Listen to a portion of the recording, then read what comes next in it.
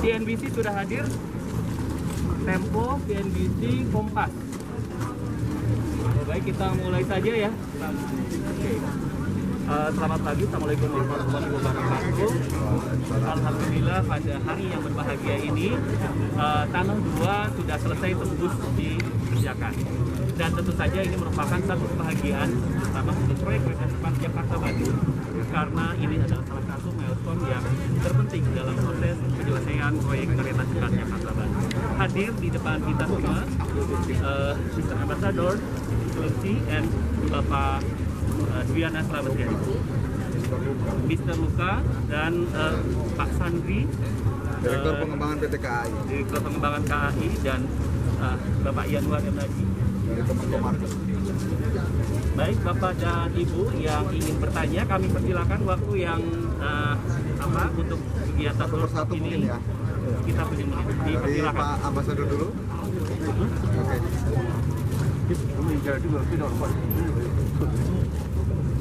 2号隧道是整个雅兰高铁施工难度最大的隧道。那么这个隧道的问题，它标志着整个雅兰高铁建设是承载着非常重要的一环，也为后续整个工期安的工程，如期顺利完成奠定了一个非常好的基础。谢谢大家。 Oke, yang lain silakan. Pak, bisa dijelaskan soal seremoni ini dan kontribusinya terhadap Pakai bahasa Inggris, Bapak. kontribusinya dan kontribusinya terhadap progres kereta cepat secara keseluruhan. Ke saya? Iya, betul Pak. Oke. Baik, teman-teman semuanya. Jadi hari ini hadir bersama kami Mr. Luka sebagai Duta Besar Tiongkok untuk Indonesia.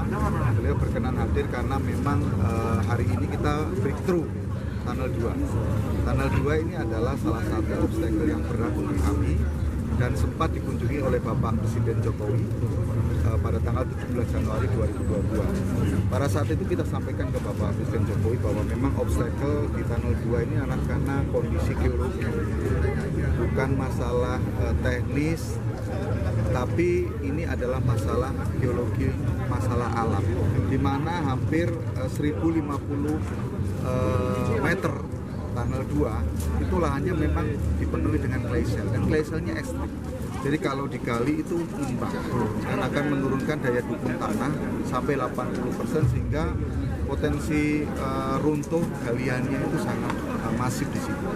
Kita coba lakukan beberapa mitigasi, penanganan dengan menambah yang semula hanya 2 titik galian menjadi 4, itu pun masih belum cukup. Kemudian menambah tenaga kerja juga belum cukup. Kemudian menggunakan metode yang semula kita hanya 3 bands, frameworknya itu 3 layer, kita jadikan double set wall 9 layer agar menghindari adanya runtuhan galian. Itu juga belum mencukupi. Dan terakhir, pada saat Bapak Presiden kesini melihat langsung bagaimana upaya solusi yang direkomendasikan oleh tim tunnel dari Tiongkok dan dari ITB, yaitu surface grouting, di mana atasnya kita grouting sehingga potensi runtuh pada saat galian itu dilakukan tidak terjadi lagi. Dan alhamdulillah memang itu menjadi solusi, walaupun dengan double set wall itu memperlambat pekerjaan, tapi akhirnya toh selesai juga. Jadi hari ini bertepatan dengan hari ulang tahun Bapak Presiden Jokowi, tentunya proyek kereta api cepat Jakarta Bandung memberikan satu kado yang terindah untuk beliau. 17 Januari beliau melihat obstacle, dan hari tepat di hari ulang tahun beliau kita bisa menyelesaikan, dan alhamdulillah juga dihadiri oleh Bapak Duta Besar Tiongkok. Secara keseluruhan progresnya berapa persen Pak? Secara progres investasi kita sudah hampir 84% progres investasi. Kalau Progres fisik 76% dari keseluruhan. Dengan dokumen target untuk uji coba akhir tahun November ini adalah dynamic test. Jadi sifatnya uji coba EMU yang sudah datang di Indonesia, kita rencanakan di bulan September nanti. Jadi kita harapkan nanti kedua pemimpin negara, Bapak Presiden Jokowi dan Presiden Tiongkok Xi Jinping, itu akan mencoba EMU tersebut dari Kasingya tempat ke arah Tegaluar. Langsung ya. Ya, Dengan target komersial masih di bulan Juni 2020. Ya. Kalau dari sisi anggaran sendiri kan ada peran juga ya Pak. Oke, gini ya. Cost overrun saya jelaskan dari awal bahwa hampir semua proyek infrastruktur besar itu faktanya memang ada cost overrun. Kita tidak bisa menghindari. Sama seperti di kereta api cepat Jakarta Bandung. Yang penting adalah bagaimana cost overrun itu bisa dijelaskan secara angka, secara teknis, secara komersial. Dan kami di kereta api cepat Jakarta Bandung berusaha menekan itu.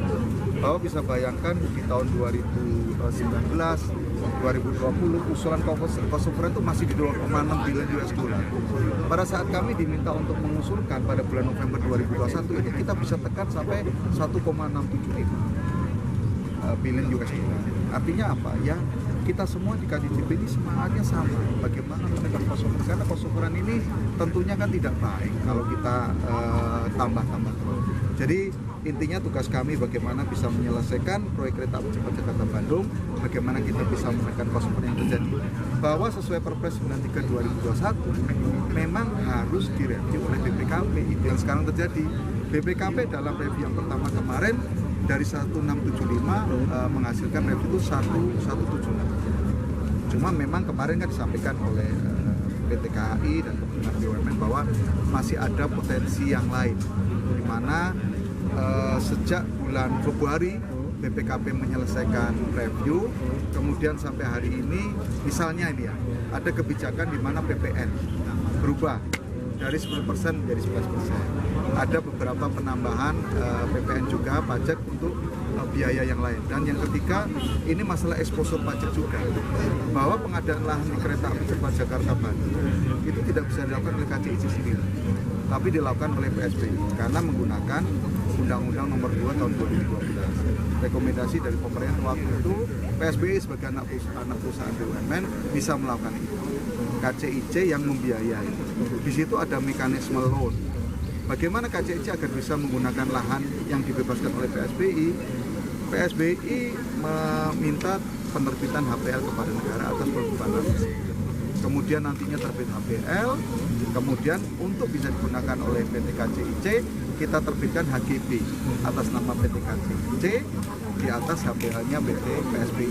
Di situ, setelah kita minta konsultan PIC, muncul exposure pajak bahwa KCIC dengan PSBI ini adalah perusahaan terafiliasi, nggak bisa menghindari pajak. Jadi kemungkinan ada potensi tambahan lagi 2,3 triliun exposure pajak atas transaksi itu, di mana nanti akan menimbulkan PPN dan PPN. Tapi kita akan coba diskusi dengan Ditjen Pajak, diskusi dengan Kementerian Keuangan. Apakah mungkin ada mekanisme transaksional yang lain yang bisa menghindarkan pajak tersebut? Gitu sih. Terakhirnya apa aja Pak untuk efisiensi? Banyak sekali yang kita lakukan. Yang sering saya sampaikan, misal kayak UM readiness, operasi maintenance readiness. Di situ kan kita ada rekrut orang, ada training dan segala macam. Awal usulan cost overrun itu di 183 juta US dollar. Setelah kami evaluasi, ternyata semua training itu hampir semuanya di Tiongkok. Kita fresh graduate. Sementara kalau kita menggunakan pendekatan China Railway sesuai dengan standar yang ada di KCJP, untuk masinis, misalnya masinis ya, yang akan menjadi peserta training HSR, itu harus masinis yang memiliki pengalaman 100.000 km mengendarai kereta api konvensional atau KRL. Jadi nggak mungkin kita rekrut dari masinis baru, sehingga kita minta PT KAI sebagai lead sponsor yang sekarang untuk membantu kami. Jadi PT KAI mengirim masinis. Dengan cara itu kita bisa bayangkan dari semula pendidikannya harus memakan waktu 18 bulan, itu cukup 8 bulan.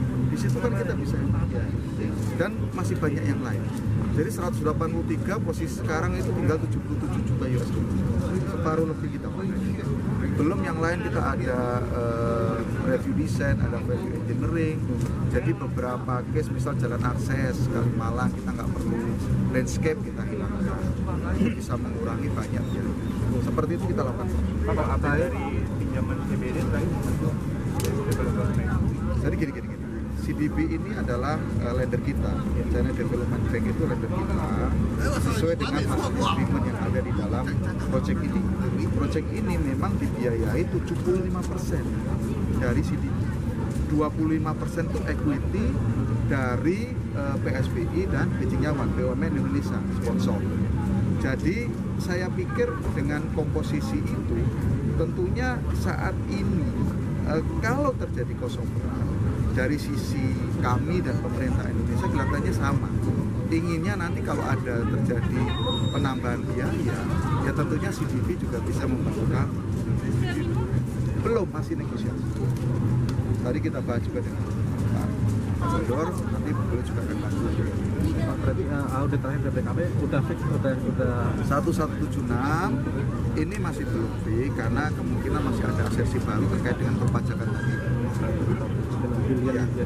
Ya, dari 1675 usulan KCC November 2021 dari sebelumnya 2,56 biliar. Itu berdasarkan konsultasi dengan PwC, konsultan PwC waktu itu 2019-2020. Sampai mana Pak? CBD ini sampai CDB.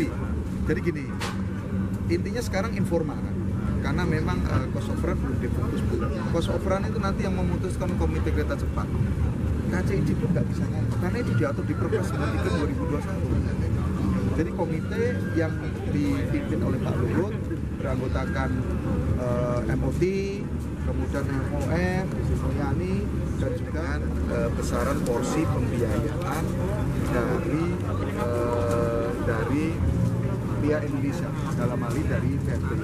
Anda silakan lihat di YouTube lah, dengan Komisi 6 DPR itu ada detail mengenai apa yang perlu disampaikan terkait dengan PMN. Ya. Pak, nanti ketika soal overrun-nya udah ada angka final. Betul. Setelah itu solusinya dari seperti apa sih Pak? Udah ada pembahasan? Ya tadi kan sesuai facility agreement terkait misal diputuskan nih, ini kita kan nggak tahu, misal diputuskan 1176 atau 1675 biliar US dollar. Setelah diputuskan oleh Komite Kereta Cepat kan akhirnya nanti pihak pemerintah Indonesia dan pemerintah Tiongkok akan berembuk. Ya kan? Ini 1675 tuh dari mana nih sumber pembiayaan? Tadi saya jelaskan kan. Apakah sesuai facility agreement biar didanai dari PSBI dan Beijing Yawan, BUMN Tiongkok, atau kalau melihat situasi COVID seperti ini, sementara 4 BUMN Indonesia lagi recovery, ya kemungkinan perlu bantuan dari CDB sebagai lender.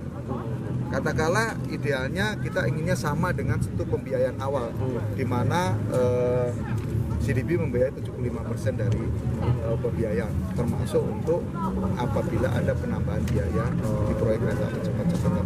Pak, kalau itu BPKP aja atau KCIC gitu juga? Semuanya menghitung, konsultan menghitung, tergantung asumsi. Kalau KCIC apa yang dihitung direview oleh BPKP, konsultan juga menghitung. Jadi ini sama Pak? Ya harus sama. Kan nanti pada akhirnya diputuskan komite kereta cepat, nggak bisa sama. Kalau usulan bisa beda. Dari konsultan membuat analisa PwC, dari PSBI, Indo kami membuat analisa, KCIC memang diminta oleh pemerintah untuk membuat usulan dari berbagai macam hasil konsultasi. Toh nanti yang memutuskan kan komite kereta cepat, termasuk mendengar melihat dari apa yang menjadi report dari review BPKP. Pasti kita perhatikan. Kalau dengan semua ini udah berjalan Pak? Sejauh ini CDB udah datang udah membahas masalah ini. Artinya ya CDB sebagai salah satu investor, salah satu sebagai lender, investornya yang lain adalah BUMN Tiongkok yang masih menyanggupi untuk membiayai tambahan biaya. Terutama investor dari BUMN Tiongkok ini kan sebenarnya BUMN Tiongkok sebagai konsorsium ini kan investasi juga atas biayanya ke proyek kereta api cepat. Jadi dalam hal ini ya Beijing Yawan, konsorsium dari BUMN Tiongkok sudah menyampaikan ya harus kita biayai penambahan biaya. Pak, investor masa mendatang ada nggak Pak? Sejauh ini kita masih fokus kepada investor yang ada sekarang, BUMN Tiongkok, BUMN Indonesia, dan juga CDB sebagai lender. Pak, ada alternatif buat menambah pendapatan nggak tuh Pak? Misal Pasti ada. Kemudian kita sekarang sedang kembangkan untuk bagaimana core bisnis dari pengembangan lahan di stasiun stasiun yang sudah kita kuasai. Karena memang akuisisi lahan untuk pengembangan TOD sampai saat ini sementara kita postpone karena semua alokasi dana kita fokuskan untuk konstruksi. Kalau sistem persinyalan ini gimana Pak? Persinyalan apa? Kita ini satu paket. Sudah selesai semua berarti Pak? Atau Belum, persinyalan? sedang instalasi. Mungkin proses instalasi offshore dan onshore itu udah pada progres 40%. Nah, ini kan track laying dulu, baru setelah itu pemasangan listrik aliran atas dan persinyalan. Ya, saya pikir masalah integrasi sistem moga-moga kita lebih mudah, kita harapkan lebih mudah. Karena apa? Kita datangkan satu paket teknologi kereta api cepat. Kita datangkan satu paket dan di Cina sudah dipasang, sudah dioperasikan. Di Cina sendiri kan sekarang sudah mengoperasikan 37.900 km kereta api cepat. Nah, teknologi yang terbaru dibawa ke Indonesia. Satu paket semuanya dari mulai EMU, Telkom, LAA-nya, semua sistem dibawa ke sini. Tapi kan beda Pak geografisnya kali Pak. Tapi kalau misalnya kesulitannya Pak susahan di bawah atau di atas sih Pak pembangunan? Kalau menurut saya nggak beda jauh. Di sana juga ada terowongan, di sana ada clay shell. Cuma memang tenaga ahli tunnel Tiongkok tidak mereka menyampaikan ke saya tidak se ekstrim di sini. Ternyata tidak se ekstrim seperti yang kita bayang. Di Tiongkok ada clay shell. Masalahnya memang katakanlah satu case ya, masalah GSMR. Di Tiongkok itu GSMR disiapkan oleh pemerintah gratis untuk railway. Di Indonesia GSMR dari sejak tahun 92 dipakai oleh industri telco untuk bisnis telco. Ya bedanya di situ. Makanya kenapa timbul biaya, muncullah cost overrun salah satunya itu. Kalau di Tiongkok free GSMR itu. Kalau di kita karena sudah dipakai oleh beberapa operator Telkomsel, dari Kementerian Informasi minta agar kita bekerjasama dengan salah satu operator yang ditunjuk Telkomsel. Jadi nanti kita punya kewajiban untuk melakukan clearance atas semua infrastrukturnya Telkomsel agar tidak ada interferensi antara kita dengan Telkomsel. Itu sekitar 1,3 triliun. Itu cost overrun. Yang seperti ini kita nggak bisa ngomong. Termasuk masalah kebijakan pentarifan listrik, penyambungan. Kenapa timbul cost overrun untuk PLN? Ya karena seperti itu situasinya. Jadi antara pemerintah Indonesia dengan pemerintah Tiongkok memang kebijakannya berbeda-beda. Kita nggak bisa paksakan bahwa kebijakan di pemerintah Indonesia sama semuanya dengan pemerintah Tiongkok. Yang pasti pemerintah Indonesia untuk proyek kereta api cepat Jakarta Bandung sangat mendukung. Jadi banyak memberikan pembebasan pajak. Itu adalah salah satu dukungan pemerintah Indonesia. Kalau pembangunan itu Pak kemarin kayak di atas itu ada